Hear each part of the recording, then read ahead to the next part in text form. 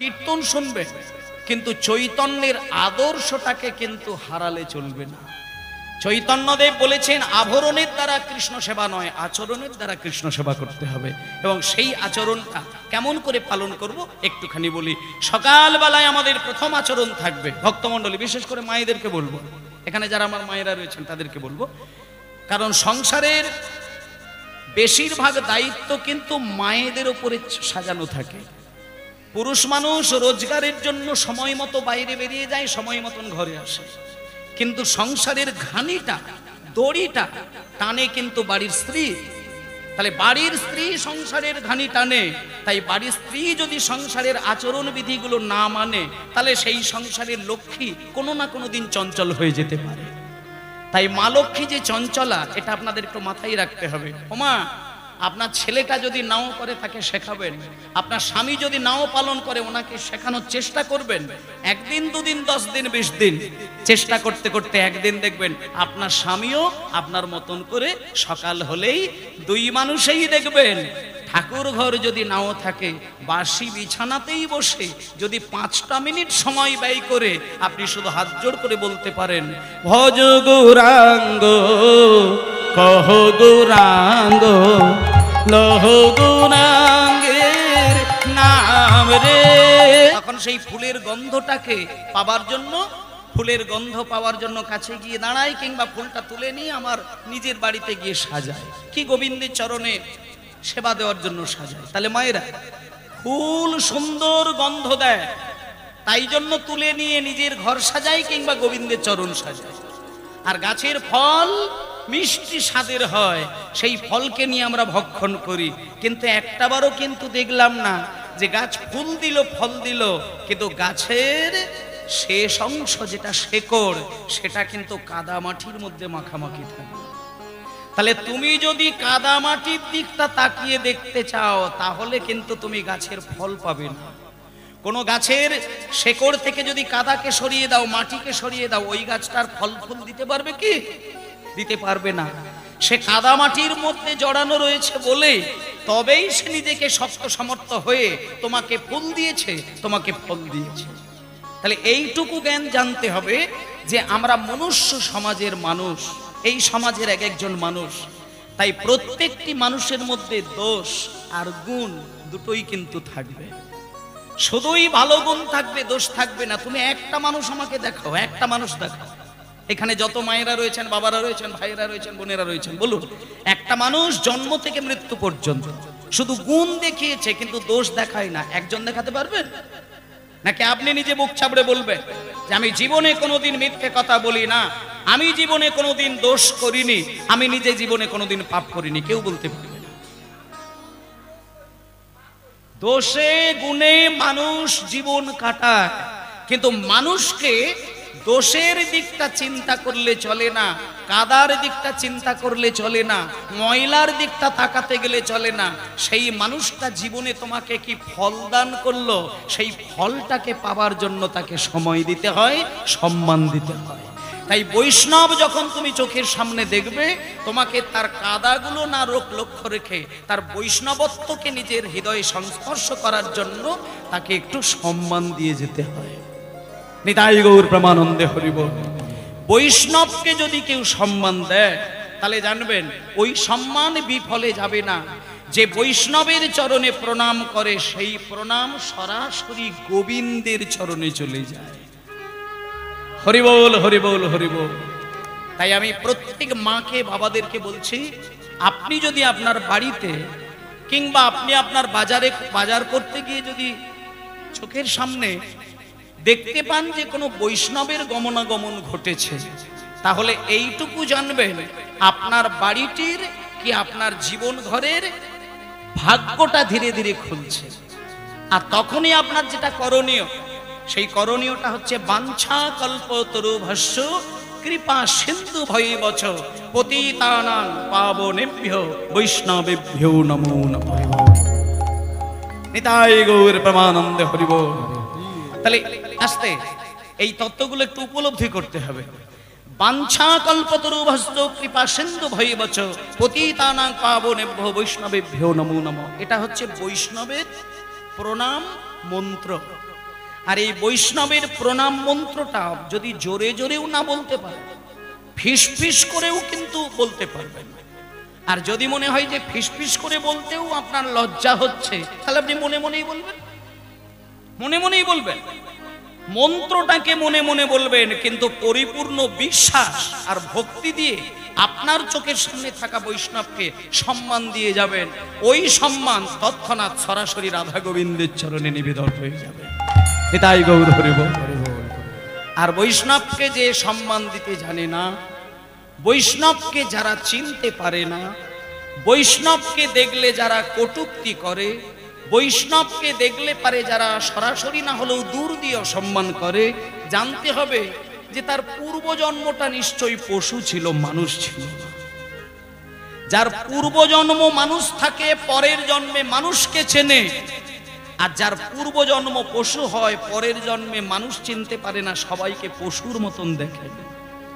সেই জন্য সেই মানুষটাকে মানুষের রূপে থাকলেও তার জীবনে কিন্তু মানবিক শান্তি বলে থাকে না। এরকম কত মানুষ আছে দেখবেন, কত সমাজে মানুষ আছে দেখবেন। একটা কথা আমাদের শিখতে হবে, জানতে হবে, মানুষ কুলে জন্ম পেলেই মানুষ বলে না, মানুষ বলে জাগে যেদিন জ্ঞানের চেতনা। তাহলে আসল কথাটা হলো এটাই, তোমার মধ্যে জ্ঞান চৈতন্যটা যদি একটু না জাগে, তুমি হতে পারো মানুষের একটা প্রতিরূপ, কিন্তু আসলে তোমার মানবিক গুণ শূন্য, নিশ্চিহ্ন।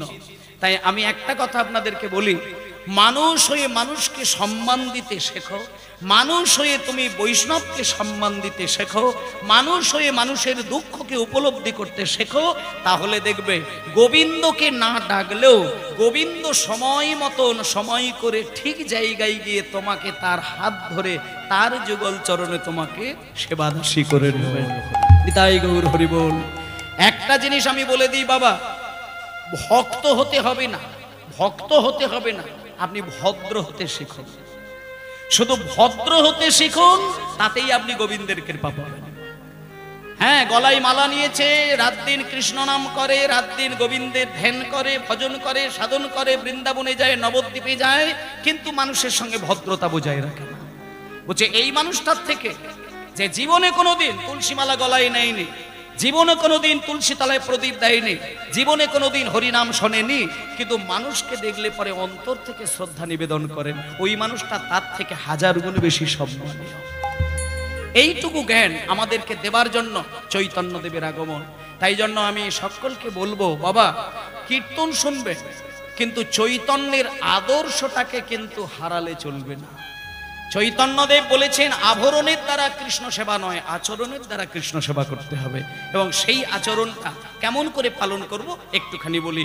সকালবেলায় আমাদের প্রথম আচরণ থাকবে, ভক্তমণ্ডলী বিশেষ করে মায়েদেরকে বলবো, এখানে যারা আমার মায়েরা রয়েছেন তাদেরকে বলবো, কারণ সংসারের বেশিরভাগ দায়িত্ব কিন্তু মায়েদের উপরে সাজানো থাকে।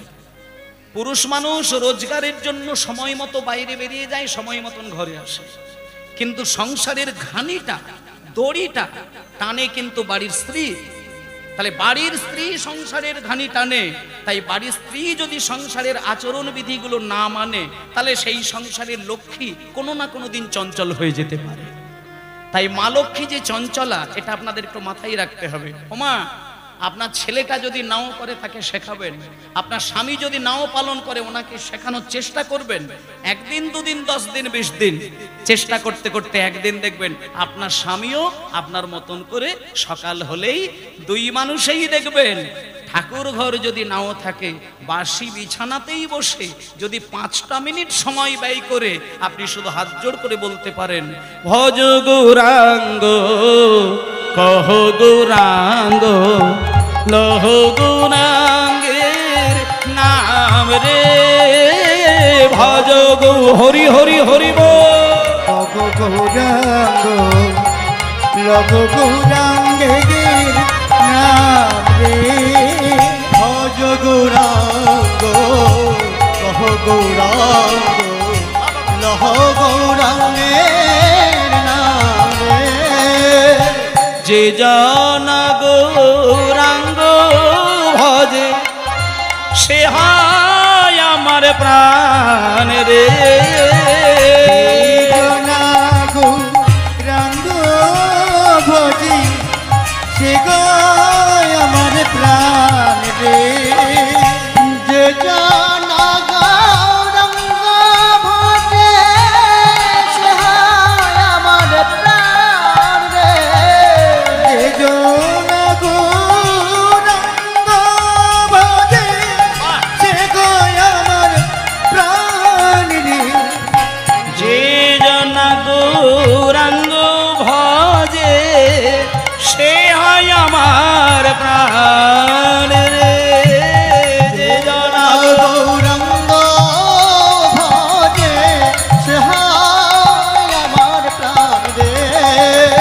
ভজ গৌরাঙ্গ কহ গৌরাঙ্গ লহ গৌরাঙ্গের নাম রে।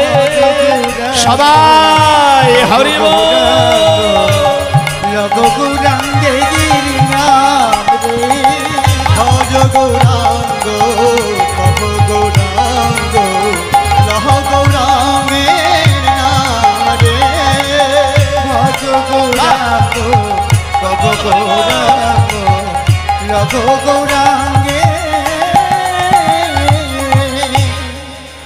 নাম রে। হরি বল হরি বল হরি বল। ও মা, ও ঠাকুর মা, ঠিক প্রভাতকালে ঘুমটাকে আপনি ভাঙিয়ে দেবেন। সময়টা মোটামুটি যদি পারেন 4:30 থেকে 6টার মধ্যে, মিনিমাম বলে দিচ্ছি, ভোর 4:30 থেকে 6টা, এই টাইমের মধ্যে আপনি বিছানাটা ত্যাগ করবেন। সকালবেলা 4:30 বেজে গেলে আপনার গোয়ালে যদি গরু থাকে, আপনি একটু গোয়াল ঘরে গিয়ে তাকিয়ে তাকিয়ে দেখবেন তো মা, 4:30 পরে দেখবেন গরুগুলো কিন্তু আর ঘুমাতে চায় না। বাড়িতে যদি পাখি চাষ করেন, পাখির খাঁচার দিকে নয়ন দিয়ে দেখবেন 4:30 পর থেকে পাখিগুলো কিন্তু ঘুমাতে চায় না। তাহলে পশু ভোরের পরে ঘুমায় না, পাখি ভোরের বেলা ঘুমাতে চায় না, আর মানুষ কিন্তু ভোরের দিকটা বেশি করে ঘুমানোর চিন্তা করে। যারা ভোরের বেলা ব্রহ্ম মুহূর্তে ঘুমিয়ে ঘুমিয়ে জীবন অতিবাহিত করেন, সে প্রাকৃত জগতের ধনী হলেও অপ্রাকৃত জগতের প্রেম ধনে কিন্তু সে ধনী হতে পারে না। নিতাই গৌর হরি বল। অপ্রাকৃত জগতের প্রেম ধন, যে প্রেম ধনে ধনী হলে তোমার এই টাকা পয়সার মূল্য নেই, সেই প্রেম ধনে ধনী হতে পারলে একবার তার নাম নিতে গেলে তুমিও জানতে পারবে না, তোমার চোখ থেকে কলসি কলসি জল গড়িয়ে যাবে। সেদিন তুমি ভগবানকে চাইতে হবে না, ভগবান তোমাকে রাজা বানিয়ে দেবে। ভগবানকে চাইতে লাগে না। সকাল হলে এই যে গানটা আমি গাইলাম, ভজ গৌরাঙ্গ লহ গৌরাঙ্গ, এই গানটা আপনারা একটু ভক্তি ভরে প্রাণ ভরে, বেশি নয়, 5 মিনিট করবেন। যদি মনে হয় যে আপনার এখনো ব্রাশ করা হয়নি, দরকার নেই, আপনি বাসি মুখেই করতে পারেন, কোনো চিন্তা নেই। ভগবানের নাম উচ্চারণ করতে গেলে স্থান, কাল, পাত্র, সূচি, অসুচি, পবিত্র, অপবিত্র কোনো কিছু ভেদাভেদ করে না। ভেতরে ভক্তি, বিশ্বাস, ভালোবাসা, আর চোখে থাকবে নামের ধারা। এটা যদি থাকে, তুমি গৌর হরিকে তোমার নিজের সঙ্গী করে নিয়ে হৃদয়ে রাখতে পারবে। তখন চোখ বন্ধ করলে দেখবে সেই গৌর হরি তোমাকে হৃদয় আলো করে চরণ বাড়িয়ে দিয়েছেন। নিতাই গৌর হরি বল হরি বল। তাই সকাল বেলার এই গান, আর ঠিক দুপুর বেলা যখন হবে, দুপুর বেলাতেও কিন্তু একটা মায়েরা কাজ আছে, অন্তত কেউ করুক না হোক আপনি করবেন। আপনারা মেদিনীপুর জেলার মানুষ, আপনাদের চৈতন্য অন্যান্য জেলার তুলনায় অনেক গুণ বেশি। অন্তত আমি আপনাদেরকে বলবো, অন্যান্য পার্শ্ববর্তী যে জেলা আছে তার থেকে মেদিনীপুর জেলার মাটি অনেক দিক থেকেই কিন্তু পবিত্র।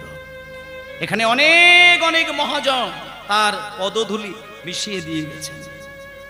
তা সেই মেদিনীপুর জেলার মানুষ আপনারা, এগুলো আপনারা অবশ্যই জানেন, আশা করি মানবেন এবং মানেন। সকালবেলা গৌরকে ডাকা, আর একটা কথা বলে দিই মা, নামের দ্বারা সেবাটা কিন্তু ভগবান বেশি পছন্দ করে, এটা সবসময় খেয়াল করবেন। আপনি একটা রূপোর থালায় নৈবেদ্য সাজিয়ে মন্দিরে যাবেন, ওতে ভগবান যত খুশি হয় তার থেকে বেশি খুশি হয় নিষ্ঠা সহকারে তার নাম উচ্চারণ করে। নিতাই গৌর হরি বল। রাধারানী ললিতাকে বলেছিলেন, ললিতা, আমার প্রাণনাথ শ্রীকৃষ্ণ অনেক দয়াময়, এটা আমি মিথ্যে বলবো না, কৃষ্ণ দয়াময়, তবে এইটুকু আমি তাকে ভালোবেসে যেটা আমি অনুভব করেছি, কৃষ্ণ যতটা দয়াময় তার থেকে নাম অনেক বেশি দয়াময়। নিতাই গৌর প্রমানন্দে হরি বল। এই জিহ্বাতে বিভিন্ন অখাদ্য কুখাদ্যের স্বাদ আমি গ্রহণ করছি, এই দেহের মধ্যে আমি কত রকমের আমি আচরণ মেনে চলছি, কিন্তু তার মধ্যেও যদি তার নামটা করা যায়, এই অপ্রাকৃত জগতের মালিক প্রাকৃত দেহেই কিন্তু তিনি দেখা দেন। তাই মায়েরা দুপুরবেলা, এটা সকালের পর্ব হলো, দুপুরবেলার একটা কর্ম আমি আপনাদের বলে দিই, সেইখানেও আপনি মাত্র 2 মিনিট সময় ব্যয় করবেন। সেইটা কি না, একটা গানের দ্বারা, একটা উচ্চারণের দ্বারা, একটা শব্দের দ্বারা। আপনি যখন খেতে বসবেন সেইখানে ভজ পতিত উদ্ধারণ আমার শ্রী গৌর হরি, নিতাই গৌর হরি পতিত উদ্ধারণ শ্রী গৌরী গৌরী, ভজ পতিত ধারণ শ্রী গৌর হরি। আর পতিত উদ্ধারণ শ্রী গৌর হরি, পতিত উদ্ধারণ শ্রী গৌরী গৌরী, ভজ পতিত ধারণ শ্রী গৌর হরি। আর শ্রী গৌর হরি নবদ্বীপ বিহারি, হরি গৌরী নবদ্বীপ বিহারি, হায় রে শ্রী গৌর হরি নবদ্বীপ বিহারি, শ্রী গৌরী নবদ্বীপ বিহারি, দীন দয়াময় হিতকারী ভজ পতিত হরি বল, শ্রী গৌর হরি ভজ পতিত উদ্ধারণ শ্রী গৌর গৌরী। গৌর হরি নবদ্বীপ বিহারি, শ্রী গৌর ঘুরি নবদ্বীপ বিহারি, নবদ্বীপ বিহারি, নবদ্বীপ বিহারি, নবদ্বীপ বিহারি, নবদ্বীপ বিহারি, হরি বল, হরি বল। হিতকারী ভজ পতিত উদ্ধারণ শ্রী গৌর হরি, ভজ পতিত উদ্ধারণ শ্রী গৌর গৌরী। নিতাই গৌর হরি বল, গৌর হরি বল। তাহলে মানে বোঝার দিক থেকে কোনো অসুবিধা হচ্ছে না। সকালবেলায় গৌরাঙ্গকে মানে গৌরকে বাদ দিয়ে কলির মানুষ কোনো কিছু কিন্তু ভাবতে পারে না, এটাকে চিন্তা করবেন। সত্যযুগে নারায়ণ, তিনি সত্যযুগের শ্রেষ্ঠ ভগবান। সত্যযুগের পরে কোন যুগ? ত্রেতাযুগ। ত্রেতাযুগের ভগবানের নাম কি? রামচন্দ্র। রামচন্দ্র ত্রেতাযুগের ভগবান, ঠিক আছে। আর দাপর যুগের ভগবান হচ্ছে আমার বংশীধারী কৃষ্ণ ঠাকুর, ওটা দাপরের ভগবান। কিন্তু কলিযুগে তো ওই তিনজন কেউ নয়, কলিযুগে কেউ নয় ভগবান। কিন্তু কলির প্রাণ তো নারায়ণ হবে না, কলির প্রাণ তো রামচন্দ্র হবে না, আর কলির প্রাণ কৃষ্ণচন্দ্র হবে না। কলিযুগের মানুষের কাছে কিন্তু সবার আগে যিনি প্রাণ পুরুষ হচ্ছেন, তিনি হচ্ছেন শচী মায়ের সন্তান, নাম হচ্ছে নিমাই। এটা মায়েরা অনেকেই জানেন, আর যারা জানেননি তাদেরকেও একটুখানি জানার অনুরোধ করব। আপনারা একটু জানবেন, শুধু জানাটা বড় জিনিস নয়, জেনে বুঝে থাকাটা নয়, নিজের জীবনে প্রতিফলিত করতে হবে, তাই না? আমি যদি আপনাদেরকে বলে দিই যে ঘি খাও শরীর ভালো থাকবে, আর আমার কথাটাকে শুনে নিয়ে গিয়ে আপনি আপনার স্বামীকে বলছেন তুমি ঘি খাও তো শরীর ভালো থাকবে, তো সে আবার তার বড় ছেলেকে বলছে খোকা তুই ঘি খা শরীর ভালো থাকবে, সে আবার তার মেজো ভাইকে বলছে ভাই তুই ঘি খা শরীর ভালো থাকবে, এবার মেজো ভাই আবার ছোট ভাইকে বলছে ঘি খা শরীর ভালো থাকবে। আচ্ছা বলুন, এতে করে কি শরীর ভালো থাকে? হ্যাঁ, মানে আমি বললাম, আপনি শুনলেন, শুনে আপনি শুধু কথাগুলোকে স্থানান্তর করলেন, কিন্তু জীবনে পালন করলেন না। তাতে করে শরীর ভালো হলো না। নিয়ম হচ্ছে শুনতে হবে, পালন করতে হবে, তবে আপনার শরীর সুস্থ থাকবে। তেমনি আপনারা সবই জানেন, সবই বোঝেন, পালন করাটা জীবনে কঠিন। পালন যদি না করতে পারেন তাহলে আপনি যন্ত্রণা পাবেন। এই রক্ত মাংস হাড়ের যে দেহটা, এটাকে নিজের মতন করে সাজানোটা কিন্তু ছেলে মানুষের কথা নয়। রক্ত মাংসের দেহ পেয়েছো মানে তোমার কামনা বাসনা থাকবে, রক্ত মাংসের দেহ পেয়েছো মানে তোমার আকাঙ্ক্ষা, তোমার পিপাসা থাকবে। এই পিপাসাকে তোমাকে দূর করতে হবে ধর্মীয় কিছু আচরণ বিধির দ্বারা। কেমন? তাই জন্য আমি মায়েদেরকে বলে দিচ্ছি, সত্যনারায়ণের তুলসী দেবেন, রামচন্দ্রের মন্দির করবেন, তাতে কোনো দুঃখ নেই। কৃষ্ণ রাধা বিগ্রহ মন্দিরে সাজাবেন, তাতে কোনো দুঃখ নেই। কিন্তু মিনিমাম 10টা টাকা ব্যয় করে বাজারে গিয়ে একটা নিতাই গৌরের ক্যালেন্ডার অন্তত কিনে নিয়ে এসে মন্দিরে রাখবেন। যে নিতাই গৌর হরি বল, যে নিতাই গৌরকে সম্মান দেয়নি, আমি তাকে বলে দিলাম 33 কোটি দেবতার চরণের অঞ্জলি বৃথা হয়ে যাবে। কারণ গৌর সুন্দর কলির মানুষের জন্য যা করেছে, আমি গ্যারেন্টি দিয়ে বলতে পারবো, বাংলার মাটিতে মহাপ্রভুর আগে আর মহাপ্রভুর পরে কেউ কিন্তু এই জিনিসটা দেখাতে পারবে না। যে যতই ফটানি করুক, জনকল্যাণ জনকল্যাণ বলে রাস্তার ধারে মাইক নিয়ে যতই গলাবাজি করে চিৎকার করুক, জনকল্যাণ কাকে বলে সেটা চৈতন্য দেবের আগে পরে কোনো দাদা, নেতা, রাজা, গজা কেউ দেখাতে পারবে না। একমাত্র জনকল্যাণ ঠিক কোন পথে গেলে হতে পারে সেটা চৈতন্য দেবের আগে পরে কেউ পারবে না, কেউ পারেনি, আগামী দিন কেউ পারবে না। তাই জন্য চৈতন্যকে হৃদয়ে স্থান দেওয়া বাঙালির একমাত্র কাজ। তাই আমরা যেহেতু বাঙালি, শুধু বাঙালি নয়, আমরা সনাতনী, তাই তো নাকি? হ্যাঁ, সনাতনী। আর সনাতনীদের কাছে সব থেকে গর্বের বিষয় হচ্ছে আমার সোনার টুকরো ছেলে নিমাই, যার মায়ের নাম হচ্ছে শচী দেবী আর বাবার নাম হচ্ছে জগন্নাথ মিশ্র। তার একমাত্র সোনার টুকরো আদরের ছেলে নিমাই, তিনি সারা বাঙালিদের জন্য যা করেছেন সেইটাই পালনের জন্য সকালবেলা ভজ গৌরাঙ্গ, দুপুরবেলা ভজপতি উদ্ধারণ শ্রী গৌরহরি, যেটা গৌরাঙ্গের ভোগের আরতি গান, আর সন্ধ্যাবেলায় তুলসী তলায় প্রদীপ দিতে গিয়ে একটু সময় দিয়ে চোখ বন্ধ করে এই কথাটা বলবেন, কবে আমার গৌরাঙ্গ বলিতে হবে পুলক শরীর, হরি হরি বলিতে নয়নে ববে নীর, হরি হরি বলিতে হবে পুলক শরীর,